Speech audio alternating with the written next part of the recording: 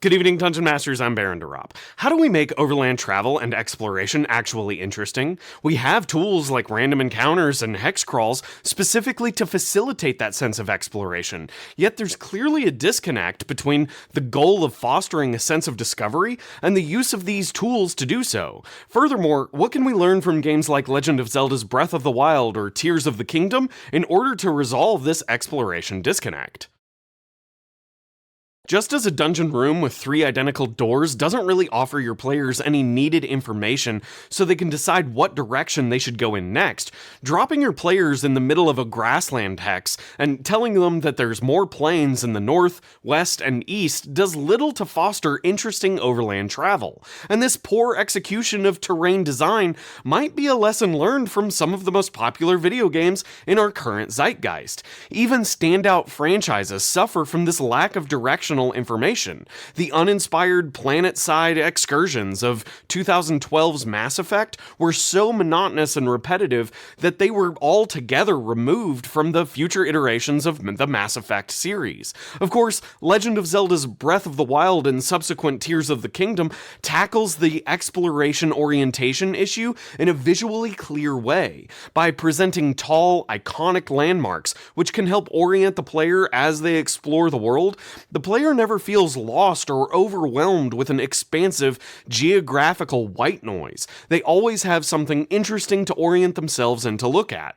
Additionally, as Link approaches these large, distant, and anchoring landmarks like Death Mountain or the various Sheikah Towers, Link also discovers many of the smaller, interesting locations that dot the course along the way. Locations that are otherwise obscured or only briefly come into view due to the terrain's layout. These discoveries include things like moblin dens or puzzle shrines. To extrapolate these Breath of the Wild location visibility concepts into a hex-crawling system, we need to be cognizant of the size of our hexes and how far the adventuring party can see into nearby areas.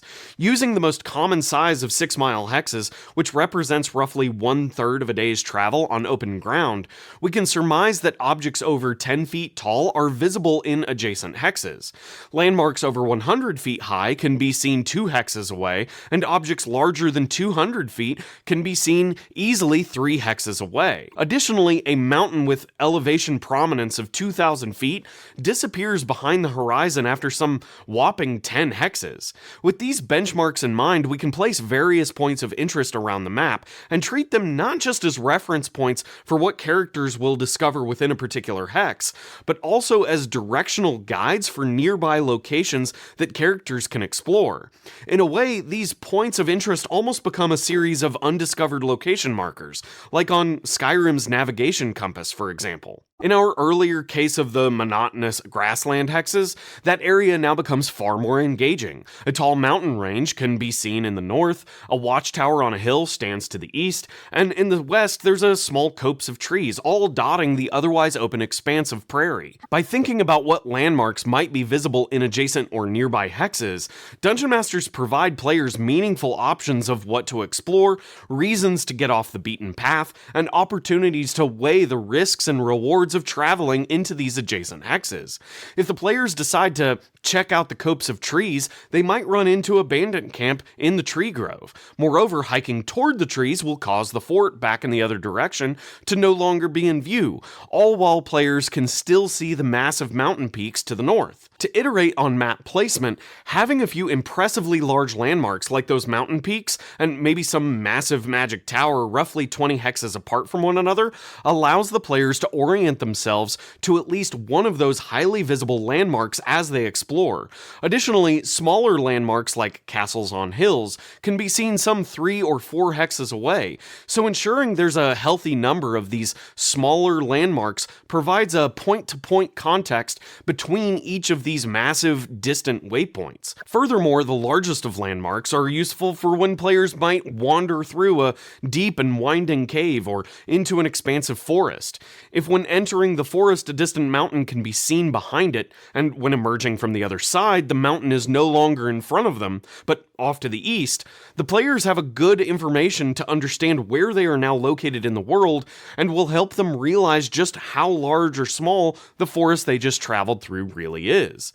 This all being said, designing your maps in this way only gives players context for meaningful decision making when picking a direction to travel, but doesn't offer much in the way of developing a sense of discovery as the players explore the immediate hex around them. Players need enough distant landmarks to make informed decisions on where they want to go next, but with a gain in a sense of direction, they leave behind a sense of discovery. To resolve that, we can leverage the mechanical nature of the hexcrawl itself, supplemented with random tables.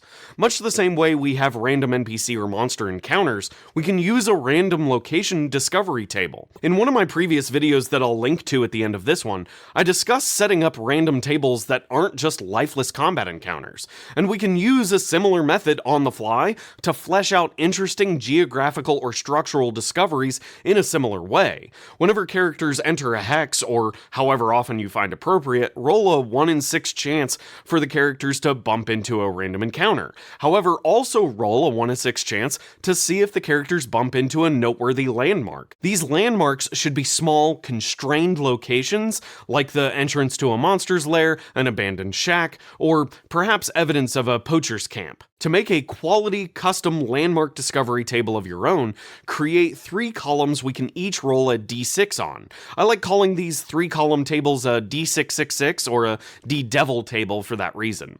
One column can be a specific geographic or structural feature, the next column can be a theme or mood to influence how the location feels, and the final column can list some sort of small oddity or detail about the location that makes the place interesting enough for worthwhile exploration. As an example, for a desolate rolling hills area, we can flesh out our terrain column with a boulder field, a cave, a shrub grove, some hot springs, a thicket, or some long ago stacked stones. We need a few relevant themes as well, so in the next column we can add ashen, withered, sinking, and a few others. Lastly, in our details column, we can further bulk out the table with a few narrative cues or equipment finds the characters might discover. Poisonous plants would be good for a ranger or druid to tinker around with. A map case might be a useful object to put a clue about the larger campaign in. A desiccated corpse might inspire questions about other monsters in the area that clearly killed this person, and so on.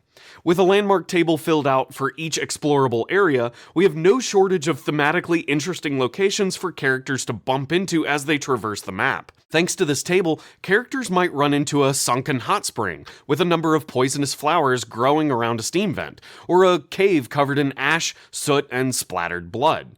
These tight little environmental locations rolled up on the fly do a lot of work to foster that sense of discovery we feel in Skyrim, for example, when we round a mountain pass and see a dwarven ruin for the first time, or when we encounter our first moblin camp in Breath of the Wild.